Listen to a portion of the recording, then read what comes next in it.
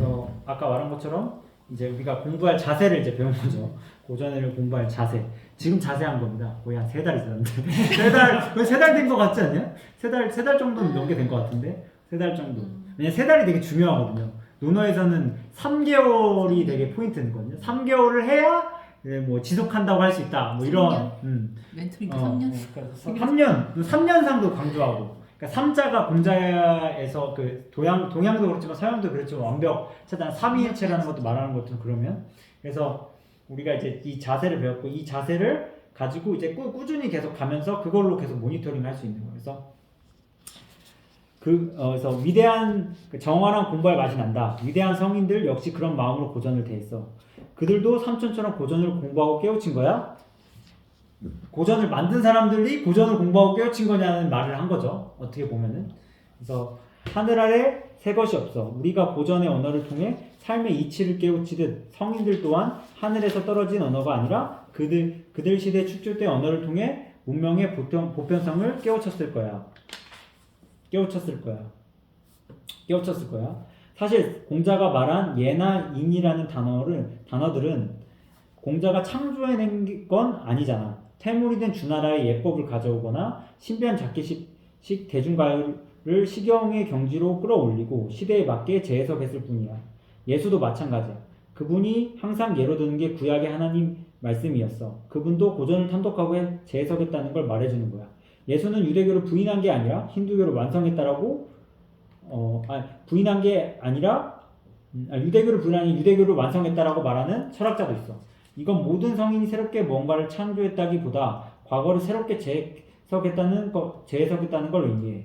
유대교나 힌두교의 근원은 원시 민족을 다스리거나 동존을 위한 일종의 제도였어. 글도 모르는 문맹률이 99%인 시대에 얼마나 무질서하고 혼란스러웠겠니. 그래서 쭉 나오긴 해요. 여기까지 한번 보면은 이게 예수 부처 공자가 말한 말이 그들이 말했다는 게 아니라는 게 나오죠. 우리는 예수님은 사랑을 하라고 말했다고 성경에 써 있지만 그 전에도 사랑하라는 말이 있었다는 거죠. 공자도 뭐 인학을 말했지만 그 전에도 인학이 있었고 부처가 자비를 말했지만 그 전에도 부처 전에도 사람이 있었다는 거죠. 그런 말이 있는데 어떻게 동의하시나요? 부처가 창조한 건 아닐까? 뭐 이런 말도 있을 수 있잖아요. 여기선 책은 이제 그 사람들이 그런 물줄기 사이에 있었다는 표현이잖아요. 그래서 다시 그런 혼돈 속에서 종교는 질서를 유지하기 위한 일종의 제도적 발명품이 아니었을까? 제도적 발명품인 거죠. 신이 있어서 종교가 있는 게 아니라 그런 구조체에서 필요했기 때문에 종교를 갖고 온 거예요. 그러니까 이게 완전 다른 거거든요. 종교는 신이 있기 때문에 성립하는 거라고 생각하는데 그렇잖아요, 일반적으로. 근데 여기에서 말하는 거는 시대가 원했기 때문에 종교를 만들었다. 제 해석이 그렇게 여기서 책에서 나오거든요. 말로 안 되면 신의 힘 혹은 자연의 힘이라도 빌려야 했으니까. 지금처럼 과학이 지배하는 시대엔 먹히기 힘들지만 과거엔 그게 최선이었을 거야. 하지만 종교는 보이지 않는 절대자를 숭배하기 위해 필연적으로 가식적인 형식을 강화할 수밖에 없어. 이렇게 형식화된 종교는 보이지 않는 믿음의 대상을 따르기보다 형식을 주관하는 대리인의 권리를 더욱 추종케 되지. 이런 과정에서 계급이 형성되고 강화되면 성속의 구분이 없이 강자와 약자의 논리로 갈 수밖에 없어. 즉 아무리 거룩한 절대자를 모시는 종교라 해도 숙명처럼 지배자층의 계급을 위한 도구로 전락하고 만다는 거야. 그럼 약자는 자연스럽게 무시되고 소외될 수밖에 없지 않을까? 더 스토닝 오브 소라야 같은 영화를 보면 아무 죄 없는 여자에게 질투한다는 죄목을 씌워 자식놈까지 제 어미를 돌로 쳐 죽이고 말아. 이따위 행위를 유대교, 힌두교의 문제로 볼 거냐? 아니야. 소위 사회적 리더라는 자들의 인성의 문제로 봐야 해. 예수나 석가, 공자는 기존의 사상체계에서 가장 중요한 것, 그러니까 인류의 보편성과 공존을 위해 꼭 필요한 것을 심어주었는데 그게 바로 예수의 사랑, 부처의 자비, 공자의 인과 같은 지극히 상식적인 요소였다는 거야. 그래서 여기서 보면 이제 아까 말한 것처럼 종교의 그 아주 좀 혁명적인 걸 수도 있고 그 약간 종교에 심취해 든 사람한테는 오히려 우리가 이단처럼 그러니까 신이 있어서 종교가 있는 게 아니라 사회적 제도였다.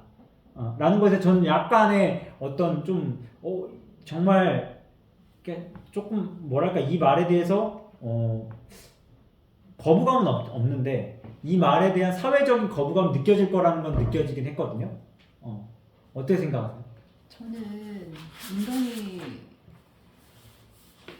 인간이 저는 신을 만들었다고 생각하거든요. 왜냐 사람들을 통치하기 위해서 잘 이렇게 다스리기 위해서 그래서 신이라는 존재가 필요했던 거죠. 그래서 옛날에는 제정일치 시대라고 하잖아요. 그러니까는 정치와 종교가 일치된 그때는 사람들을 이렇게 아우를 수 있는 하나의 권력의 도구가 저는 종교였다고 생각을 해요. 그래서 예전에는 이게 점을 치거나 좀 국가에 무슨 행사가 있거나 아니면 뭐 비가 안 오고 기후제를 지낼 때도 점을 치거나 이런 행사를 많이 했거든요.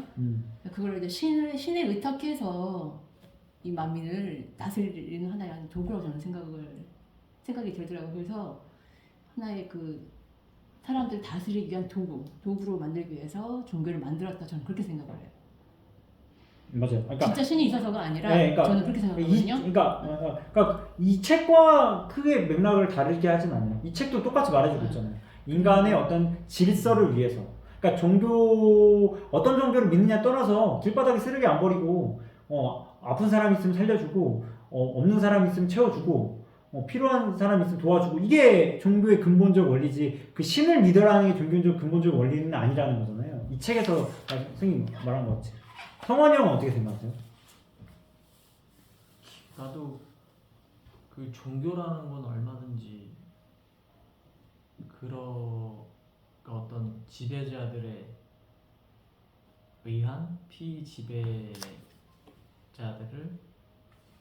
어떤 이용하기 위한 도구로서 그런 종교를 만들었다고 생각하는 부분이 없잖아요. 저도 있는 것 같아요. 특별하게 다른 것보다. 네. 아니 뭐 자기의 생각이 달라도 상관없어요. 저도 그게 그러니까 이거 상식적인 흐름에서 본다는 거지. 이성적인 생각으로 우리가 어떤 그 신과 종교에 대해서 바라본다는 거죠.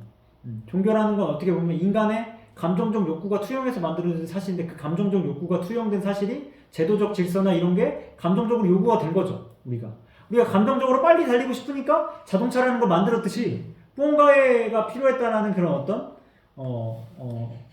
그런 거죠. 그래서 선생님은 어떻게 보세요? 나 똑같다고 그죠? 봐요. 네. 어차피 그 인간이 되게 조심스럽게 우리 다 말하지만 그렇죠. 통치하기 위해서는 뭔가 있어야 되는데 그 툴 중에 하나가 종교가 아닌가. 어차피 우리도 옛날에 뭐 불교를 고시대 통치 수사했고 조선주가 했고. 네. 그렇게 생각해요. 네. 근데 그게 없으면 사회가 좀 혼란스럽겠죠. 통합 같은 건 없을 거고. 또 이게 왕이 어떤 백성은 불발 수도 없을 거고. 맞아. 선생님 어떻게 보시나요? 사피엔스 책 보면 누가라 그 얘기 하잖아요. 네. 똑같은 맥락이. 네, 맞아요. 당시에는 이제 과학이 발전을 안 했으니까. 네. 신이 그랬다 하면 그게 다 통하는 거니까. 네. 신이 그렇게 얘기했다. 네. 이것도 사회적 리더들의 인성의 문제로 봐야 되는 그 사회적 리더들이 뭐 불합리에 가면 그 신이 그렇게 했기 때문에 너희들 그렇게 처벌받아야 돼. 그런 논리를 했다는 저도 똑같은 생각하고 있어요. 이게 되게 이게 되게 무거운 말이에요. 왜냐면 이 사람이 어떤 종교를 믿는지 모르거든. 처음 만나면. 그치? 이 사람이 불교를 믿든 뭐였는데, 야, 그거 혹시 그거 도구 아니야? 이러면, 뭘 내가 믿는지, 이게 되게 어려운, 이게 되게, 어떻게 보면 진짜, 그 종교를 맹목적으로 믿는 국가로 가면은 상당히 어려운 거예요. 그 종교, 왜냐면 북한 체제도 체제 간의 종교라고, 북한 체제에 대해서 거부한 사람들은 다 숙청당하는 마찬가지고 이게 되게 어렵지만 이거를 하나의 객관적으로 나의 삶의 도구로 바라본다는 게 그게 진짜 어려운 거거든요. 왜냐면 과연 그 불교 시대를 믿었던 고려 시대 사람이 여기에 딱 왔으면 자동차가 가는 걸 뭐라고 생각해요? 부처님의 힘으로 가는 거야. 아니 부처님의 힘으로 내리는 걸 보면 아니 그렇게밖에 설명이 안 돼. 맞지 않아요? 아니 우리가 그렇게 웃지만 그 사람들은 상당히 진지해. 그리고 그거를 부인당하면 자신을 부인당한 듯한 생각을 하게 되죠. 내가 믿는 나의 세계관에 대한 어떤 적대적인 반감이 될 수도 있는 거니까. 그런 거거든요. 그러니까 우리가 자본주의를 살지만 자본주의 세계에 대해서 그렇잖아요. 벗어나서 자본주의를 바라봐야 되는데 자본주의 안에서만 자본주의를 생각해버리면 자본주의에 그 물들어 버린다는 거죠. 그러니까 자본을 다루는 자본가가 돼야 되는데 자본이 나를 다루는 이게 그거거든요. 이게 자본주의를 해석하라는 아주 메타포적인 부분인데 사실 종교라는 것도 우리가 사전적 의미가 뭐냐면 으뜸이 되는 교육이에요. 으뜸이 되는 교육이라고. 어떤 신적 그게 아니라 조선왕조실록에 종교란 말이 안 나와요. 없어요. 조선왕조실록에는. 우리가 종교란 말, 행복이란 말 이런 말이 어디서 많냐? 서구의 불합화를 거치면서 우리가 48년 우리나라 그 광복을 이루면서 이승만 정부가 나오는 이승만 정부가 이제 기독교잖아요. 그러면서 이제 행복, 뭐 목적, 뭐 성공 이런 말들이 이제 많이 나오기 시작을 해요. 하지만 그 전에는 없었던 말인 거죠. 그러니까 갑자기 조선시대 사람한테 종교가 뭐냐고 물으면 종교가 뭐냐고 물어볼 거예요. 그런 말이에요. 자유란 말도 없어요. 자유가 뭔데? 이거인 거거든요. 그런 관념 개념 자체가 없다라는 거죠. 서양 같은 경우는 기독교 크리스천이 많잖아요. 그렇죠. 이슬람 제외하는데 거기는 딱 이분법적으로 나누잖아요. 신과 인간이 네. 나누잖아요. 근데 우리 동남아 한산 문화권은 신이라는 것 자체가 없어요. 물론 이제 일본은 잡신을 믿지만 중국과 우리 같은 경우는 이 천지인이라는 하나의 자연적인 현상으로서 하늘과 땅과 사람 이 삼재를 얘기를 했지 신이라는 종교적인 게 신이라는 게 없거든요. 그냥 하늘이지. 그래서 인간이 주된 그 모토인데 서양은 그게 아니잖아요. 유일신 사상이 있단 말이에요. 그게 1000년을 가잖아요. 500 BC, 그러니까 로마 제국 망하고 15세기 오스만 투르크 제국 때까지 1000년 동안의 암흑 시대가 이 신의 시대거든요. 이 신의 시대가 군림할 때는 진짜 암흑이었는데 그래서 여기 보시면은 왜 죄 없는 여자에게 질투하는 죄목을 씌운다고 하잖아요. 서양 같은 경우는 왜 흔히 말하는 마녀 사장 있죠. 많이 했죠. 이나 또 이제 영화를 예로 든다면 제가 기억이 쇼 코넬이라는 그 배우 아시죠? 007 네. 역대 007 중에 유명한 배우 있잖아요. 영국 배우인데 이분이 사제로 나와요. 그러니까 중세시대 사제로 나오는데 그때는 한참 유명한 13세기 14세기니까는 교부 철학, 스코어 철학이 이제 그러니까 이런 신학 철학 굉장히 이제 그 하나의 풍부했던 시대잖아. 중세기 때문에. 근데 이때는 아리스토텔레스 철학을 들이대면 이단인 거예요. 아리스토텔레스는 인간의 어떤 그런 개인적인 어떤 그 신보다는 어떤 그거의 어떤 그 옛날에 그리스 철학이잖아요. 그리스는 인간이 중심이지 신이 중심이 아니거든요. 근데 중세는 인본주의가 아니라 신본주의잖아요. 거기에 반기를 드는 거예요. 그런데 이 숀 코네리가 자기 제자와 함께 어느 수도원을 갔는데 그 수도원에 살인 사건이 벌어져요. 근데 그 살인 사건이 왜 났냐면 이제 범인은 수도원의 주교인데 주교가 살인을 저질러. 왜 저지르냐면 그 장서각이라는 데가 있잖아요. 도서관. 수도원에 도서관에 이제 모든 책이 있을 텐데 옛날에 그러니까 금서죠. 그러니까 옛날 그리스 철학, 아리스토텔레스 철학이 그 책이 있었던 거예요. 근데 그 도서관에 사설이라는 그 밑에 이제 하단에 이제 그 수도승이 아리스토텔레스의 글을 이제 읽은 걸 알게 된 거예요, 이 주교가. 그래서 그 사람은 어떻게 살해하냐면 이 책을 이렇게 넘길 때 그때는 침을 발라서 침하잖아요. 책에다가 독을 발라서 이제 그 책을 읽는 사람마다 다 죽게 되는 거예요. 그러니까 그게 이걸 말해주는 거죠. 신문주의가 우세했던 시대에 있을 수밖에 없었던 그런 걸 보여주는 거거든요. 기억났어. 이게 움베르토 에코의 장미이라는 그 영화네. 네. 그거를 이제 이 숀 코네리가 가서 이제 파헤쳐서 이제 해결하는 그런 영화거든요. 되게. 그래서 결국에 원인은 왜 죽였냐 했을 때 이제 그 주교가 그래요. 읽지 말아야 될 것을 읽었다. 이 아리스토텔레가 사람의 인간의 웃음을 되게 강조를 하거든요. 근데 중세는 이게 거룩, 경건. 근데 웃으면 안 되는 거야. 그리고 이거 인간의 어떤 그거를 이렇게 내세우면 안 되는 시대거든요. 그래서 이거는 신에 대한 대항이다. 그래서 프라이스 만나서 죽인 거죠, 이 주교가. 그거에 대한 영화거든요. 이거 이제 하나의 그거를 보여주는 거죠. 그게 생각이 나네요. 네. 그러니까. 그러니까 종교가 하나의 그거. 그러니까 종교라는 건 인간의 어떤 삶에서 뒤편으로 받쳐줘야 되는 건데 그게 앞서가면 안 된다는 거죠. 그런 부분들을 우리가 영화라든지 이런 부분에서 많이 말해준 거 있는 것 같아요. 우리가 엘비스라는 영화도 최근에 우리 영화 모임에서 했었는데 냉전 시대거든요. 냉전 시대니까 아무리 엘비스가 물론 해외를 못 나갔어요. 영화에서 못 나갔는데 못 나가도 나갔다 해도 절반밖에 몰라요. 왜 중국이 모르고 소련이 몰랐는데 그걸 알 수 있는 데 없잖아요. 그러니까 결국에는 이념이 앞서가 버리게 되면 예술성, 뭐 철학성 이런 게 다 죽는다는 거예요. 지금 북한 사회 보면 북한 사회에서 과연 엘지스가 나올까요? 그러니까 이념이라는 게 도구화되고 뒤에서 위로가 되는 차원이 돼야 되는데, 그러니까 그게 없어서도 안 되지만 있었을 때는 그게 앞서가면 안 된다는 거죠. 그거를 객관적으로, 그러니까 자본주의에 살고 있는 우리도 마찬가지로 자본주의에서 그런 것들을 객관적으로 보고 갈 수 있는 사람이 되어야만이 된다는 거죠. 근데 되게 어려운 사실이에요. 왜냐, 태어났는데 하나님 믿으라는 그 집안이야. 뭐 불교 뭐 믿으라는 집안이야.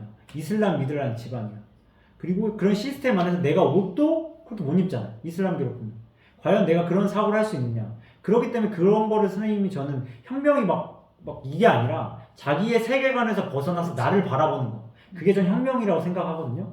그게 불교에서 말하는 전 무아라고 생각하고, 그게 그 뭐 말하는 그 어떤 그 객관적으로 바라볼 수 있는 나의 삶의 진리. 그게 대학에서 말하는 그 어떻게 보면 그냥 띄어 맞추기 쓸 수 있는 제 명명덕, 나의 밝은 덕을 더 밝힌다.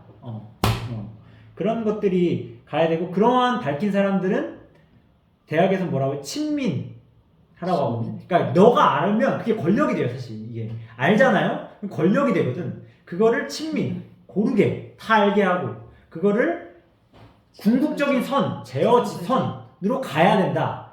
그게 대학 큰 배움이다. 라는 게 이제 대학의 첫 문장이에요. 그때 대학 구도는 제 명명덕하고 제 친민하면 제 지연지선이다. 그러니까 대학이라는 건, 큰 배움이라는 거는 서울대 가는 게 아니라 수신이란 말은 뒤에 나오고 오히려 앞에 그런 말을 깔아두는 게 저는 항상 첫 문장을 되게 중요하게 보거든요. 왜냐면 어떤 문장이든 자기가 글을 쓰려고 하면 첫 문장이 다음 문장의 색깔을 정해주기 때문에 내가 되게, 그래서 색깔 정하기 싫어서 편지에다 쓰는 첫 문장이 안녕하세요잖아요. 색깔 없어. 왜냐면 처음부터 내 색깔을 드러내면 어떻게 돼요? 이 사람 처음에 책을 읽으면 약간 부담감이 발생할 수 있잖아요. 그게 편지에 대한 글 쓰는 사람들의 대부분의 맥락인데, 그렇게 되면 첫 문장을 우리가 어떻게 해석하느냐 측면에서 보면 그런 어떤 종교라는 부분을 과연 우리가 삼자로 볼 수 있느냐는 정말 삶을 자유롭게 살 수 있느냐 없느냐를 정해주는 것 같고, 그 안에서 모른다고 하더라도 그냥 그 예수의 마음을 알고 내가 실천하고 살아도 된다고 생각해요. 저는 종교를 보나 그냥 예수님처럼 살면 되지. 예수처럼 못 살아서 그렇지. 살려고 하면 겁나거든 그게.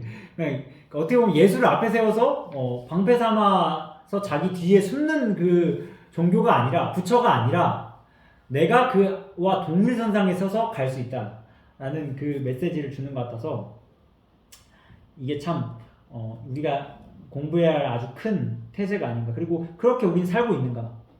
돈의 노예가로 전락된 건 아닌가. 이런 부분들을 좀 생각해보는 구절입니다. 되게 이거 무거운 주제지만 삶에서 종교뿐만이 아니라 뭐 모든 분야에서 의학도 막 의사한테 다 맡기면 안 돼요, 여러분.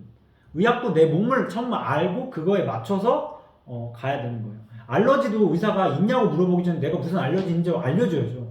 내가 항생제에는 이런 알러지가 있습니다. 제가 이런 수술을 했습니다. 과거 나를 알고 의사를 만나야지, 나를 모르고 의사를 알면 의사는 고쳐줄 길이 없어요. 왜냐면 첫 번째로 히스토리를 보거든. 부모님이 암 환자가 있습니까? 뭐가 있습니까? 그거를 보고 이 사람을 판단하고 치료하는 게 목적이기, 첫 번째이기 때문에, 그러니까 그런 부분들의 주체성을 갖고 의료든 정치든 뭐 종교든 투자든 이런 거에 나를 나 밖으로 볼 수 있는, 과거의 나를 또 나를 밖에서 볼 수 있는 그런 것을 할 수 있는 공부가 고전이 아닌가 싶습니다.